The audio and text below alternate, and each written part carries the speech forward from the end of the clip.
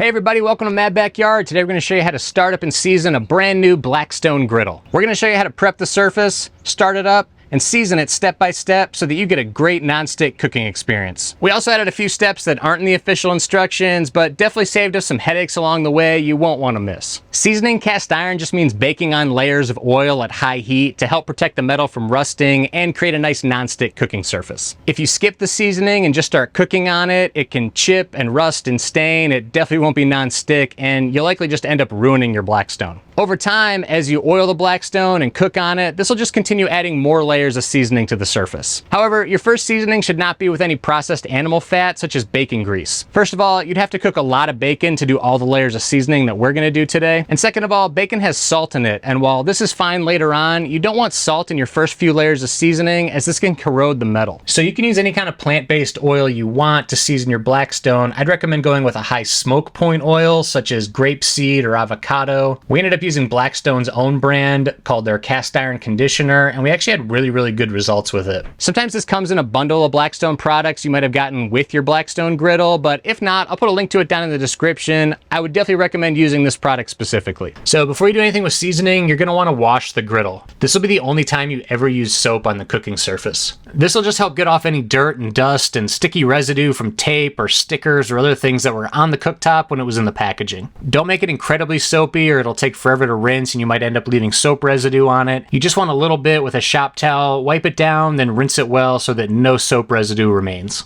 This is also a good time to check the foil liner on the grease catch in the back. I would fill it with a little bit of water to make sure it doesn't have any tiny pinholes. As you can see, the one that came on our grill did have a hole in it. You want to check this so that once you start seasoning, the hot oil doesn't drip through the foil liner into the pan beneath it and make a mess. Just like with my Pit Boss foil liners, I recommend keeping a lot of these on hand so that you can always switch them out when needed. Make sure to dry the cooking surface very well after rinsing. When I was washing and drying the cast iron, I found that these shop towels worked especially well. They didn't leave behind little bits of lint like the regular paper towels did. However, when seasoning the hot cast iron later, the regular paper towels work much better than the shop towels for whatever reason, and they don't tear apart as quickly under high heat. Now we're going to connect our propane tank and light the burners. You can hang the propane tank on the hook on the side of the Blackstone, screw on the connector, and open the valve on the top of the tank. Make sure you got a pretty full tank before you start this process. You don't want to run out of propane in the middle of seasoning. Make sure you've also put the AA battery into the electronic igniter switch, and once you have, you're going to hold the switch down. You should hear some rapid clicking, and while you're holding it, you'll turn the first burner to high. You should see or hear the first burner come on. It's a little easier to see from the sides than from the front, and then you're going to repeat with the second burner, holding down the igniter switch and also turning that knob to high. Like with any propane grill, if you hear a hissing or rushing noise when you open it up,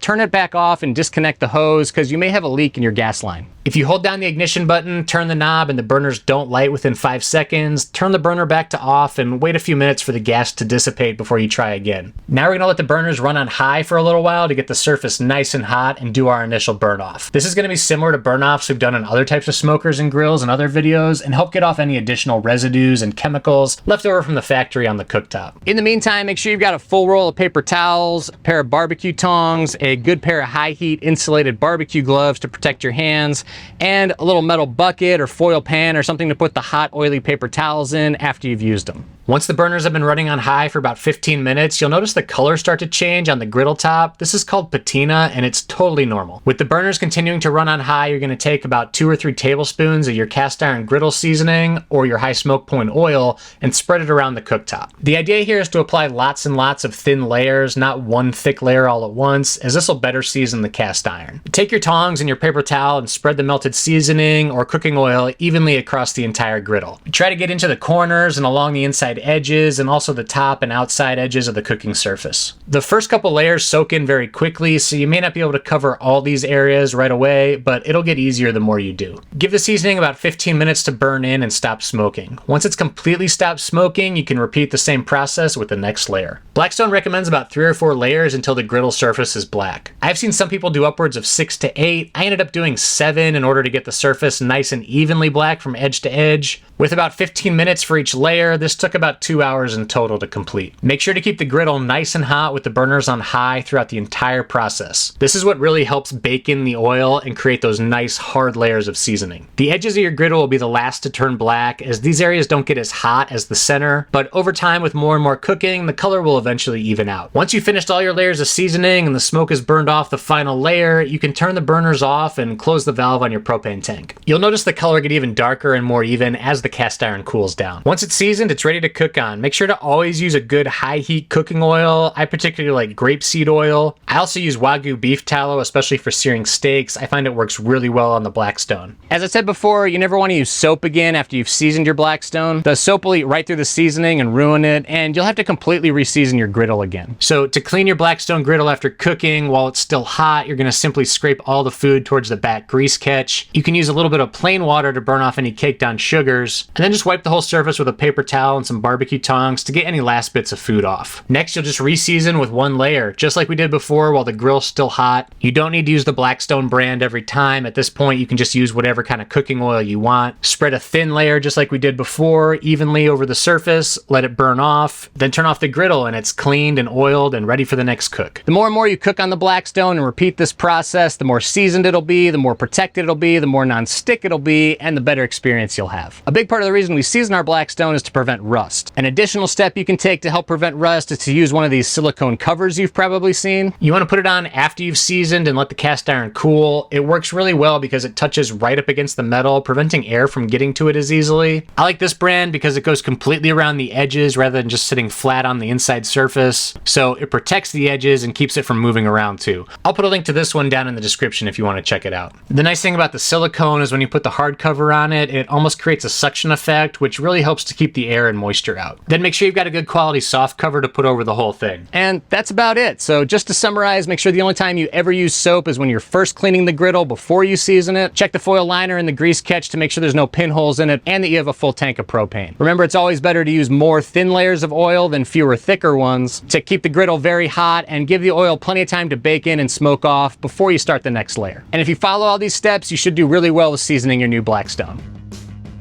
I hope you enjoyed this video. I'll put a link to the full step-by-step article that accompanies this video at madbackyard.com down in the description below if you want to print it out. I'll also put links to all the products we used today down in the description as well. Thanks for watching.